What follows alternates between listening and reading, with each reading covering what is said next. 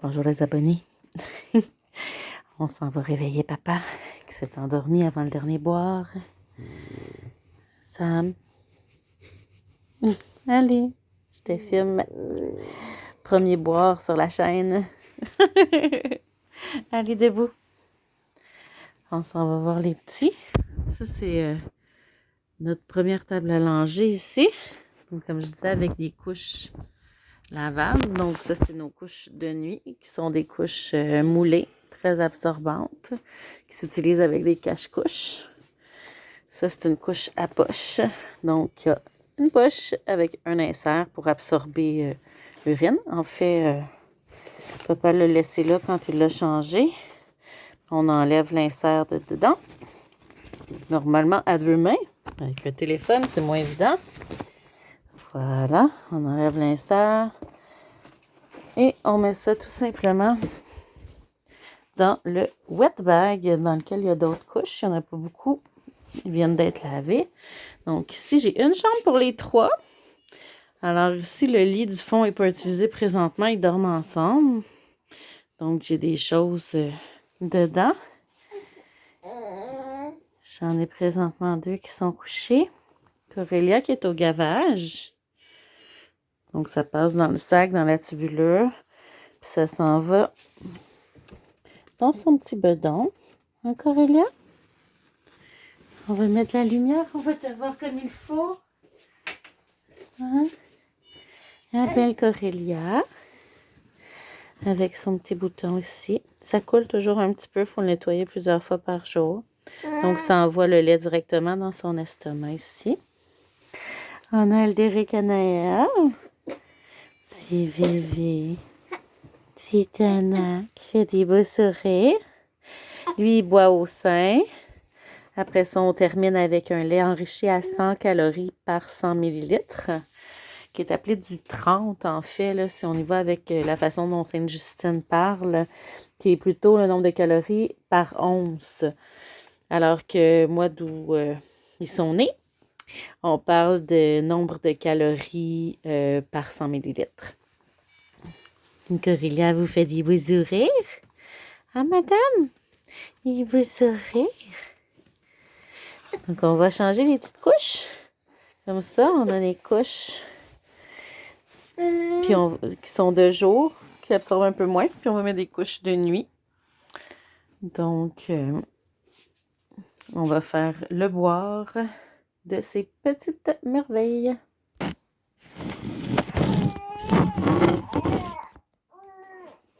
Donc, Corélia qui chigne un petit peu. Donc, j'enlève le tube de son gavage. On met ça dans un petit bol.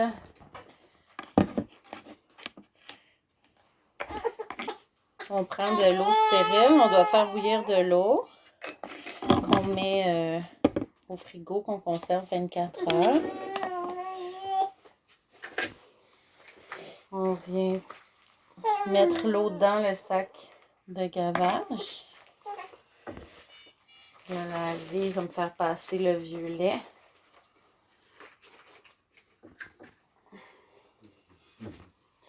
Et puis, on active la pompe. Mode automatique qui devrait être toujours accessible. C'est vraiment déplaisant souvent la façon que ça fonctionne. Là. On doit souvent tenir le bouton avec le doigt, c'est long, alors qu'on peut faire autre chose. Comme là, j'ai les mains libres parce que j'avais pas de liquide dans la petite caissette. Mais s'il n'y a pas d'air dedans, il détecte qu'il y a du liquide. Il ne veut pas envoyer le liquide automatiquement. Il faut le faire à la main. Moi, c'est bien rare que ça arrive automatique. Là. 2 fois sur 10. Faut connaître le truc. Ouais, sûrement. Comme là, j'ai du liquide dedans. Donc, je dois le faire à la main. Ok, sont heureux. Puis le bouton, c'est quand même assez difficile à peser. Là. Oui, ils font des beaux sourires. Donc là, mon liquide est passé ici. Donc, comme je pars tout de suite le gavage, je ne le vide pas nécessairement tout de suite. Et puis, je vais aller ajouter mon lait. C'est cocotte. Oh, tu souris. Oui. Voilà, donc ici, je suis en train de faire chauffer, mais seulement comme pour 1 once, mon lait maternel dans le chauffe-biberon parce que là, on en a 2, on en a même un 3e de rangée parce que sinon, le gras du lait maternel colle dans les parois du biberon. Puis, ben, ça fait de la perte. Du gras, c'est ce qu'ils ont le plus de besoin, les bébés. Donc, on s'en va avec le biberon. En fait, qui me sert à doser mon 90 ml qui est nécessaire pour le gavage de Corélia.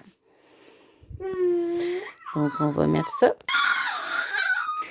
Alors, une fois dans le sac, on vient ici lever la petite caissette et on fait avancer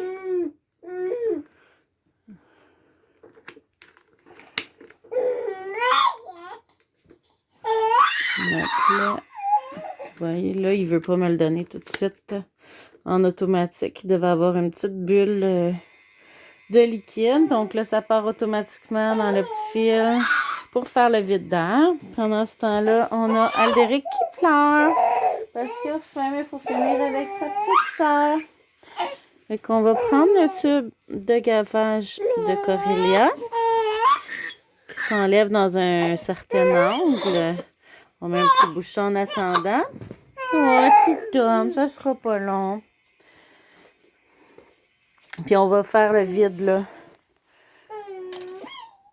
de son tube. Je vous reviens. On va mettre les médicaments dedans. Voilà. Donc, on met premièrement de l'eau parce que là, son fil, il y a encore le lait dedans. Donc, on l'enlève parce que c'est un vieux lait. Du dernier gavage, en fait.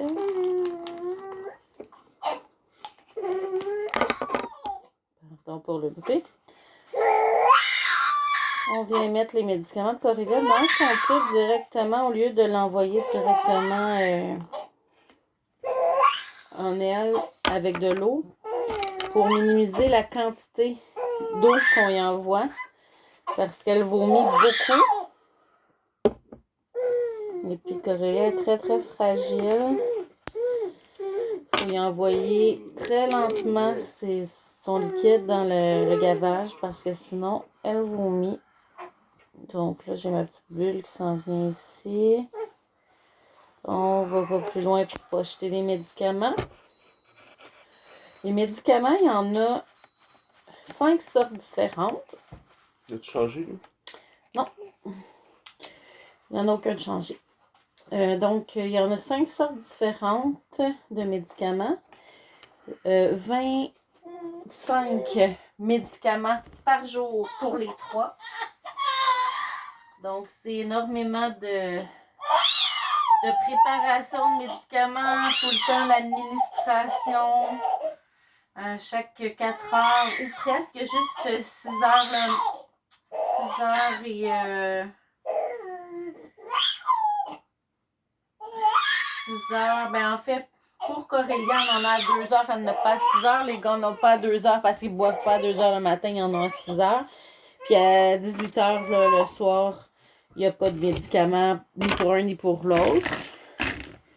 Donc, ça nous permet de les garder en santé avec moins de vomissements.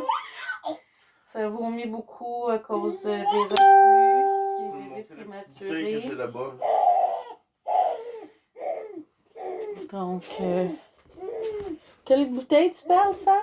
Mon petit biberon avec les médicaments dedans. Ah oui, ça, c'est les médicaments de 21 heures des garçons. Donc, il y a 4 médicaments là-dedans. Ça, du fer, vitamine D, l'enzoprazole, qui est du Prévacid, qui aide contre les reflux, et du domperidone, qui aide à la motilité intestinale, au transit, en fait, pour éviter que tout reste dans l'estomac et qu'il vomisse. Bastien, lui, on doit le limiter. Aldéric, on doit le pousser à boire parce qu'il boit beaucoup moins. Mais ils prennent leur poids adéquatement quand même. Donc, c'est quand même encourageant là-dessus. Puis, sinon, la pharmacie nous faisait les médicaments en seringues déjà prêtes. Mais le gouvernement a refusé de payer pour les seringues que la pharmacie nous fournissait et ça s'élève à une facture de 400 $ par mois si on veut le faire. La pharmacie nous offrait là, le temps de l'employé pour les faire, comprenant notre situation. Et étant donné que le gouvernement a refusé, ben, on perd cette offre-là de la pharmacie parce que 400 $ par mois, on ne l'a pas. Alors, je dois, moi, préparer tous ces médicaments-là, ce qui veut dire laver les seringues, sécher les seringues, les monter, préparer les médicaments d'avance. On prépare tout dans des sacs identifiés comme ça. Les garçons, ben, ils ont les mêmes, donc c'est pas identifié précisément. Pour Corélia, c'est identifié. Donc, voici une journée de médicaments pour Corélia. Alors, elle a celui-là de plus qui est de la biotinine parce qu'elle a une carence en biotinine qui est possiblement liée à une maladie génétique. On a rendez-vous mercredi le 5 pour savoir si c'est bien cette maladie génétique-là qui crée sa carence en biotinine, qui peut créer de la cécité, de la surdité, problèmes de développement, problèmes neurologiques, des problèmes cutanés, respiratoires, etc. Et c'est moi qui dois créer ce médicament-là à partir de capsules de biotinine vendues en magasin de produits naturels, en mélangeant moi-même avec de l'eau pour faire moi-même mon mélange, mon sirop. J'ai dû créer moi-même ma façon de faire, décider moi-même dans combien de millilitres d'eau je le diluais parce que ça n'existe pas. C'est une maladie qui touche un bébé sur 61 000. Et il n'y a rien qui est couvert par le gouvernement parce qu'il n'y a pas beaucoup de monde qui sont touchés par ça. Et la régie couvre les médicaments, les choses qui sont des cas fréquents. Donc, dès que tu tombes en dehors de cette palette-là, ils ne couvrent plus. Alors, on attend là, de savoir qu'est-ce qui arrive avec ça. Voici papa qui change Aldéric. Hein, petit pleureur? Ah, les souris, là. Oui, Là, c'est drôle. Il est là. à TV, là. Hein? Il sourit. Ici, j'ai mes lingettes. Chauffante, en plus. Un chauffe-lingette avec des lingettes lavables. Je fais un mélange à l'intérieur pour... Ça sauve beaucoup d'argent et beaucoup de déchets.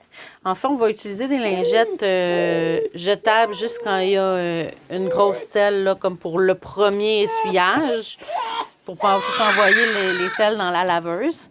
Puis on termine avec ça. Tous les pipis, c'est avec ça. Alors, le petit homme qui est ici, lui, il a bien hâte d'avoir le sein. Donc, ça vous donne une bonne idée Et ses de médicaments aussi. notre quotidien. Ah, pauvre 6 Minette, fois par mais jour. Non, mais non. Ça crie, ça veut avoir son lait. Petite madame ici aussi que je vais changer. Donc, sur ce dernier regard de Corélia Louva, je vous dis à bientôt.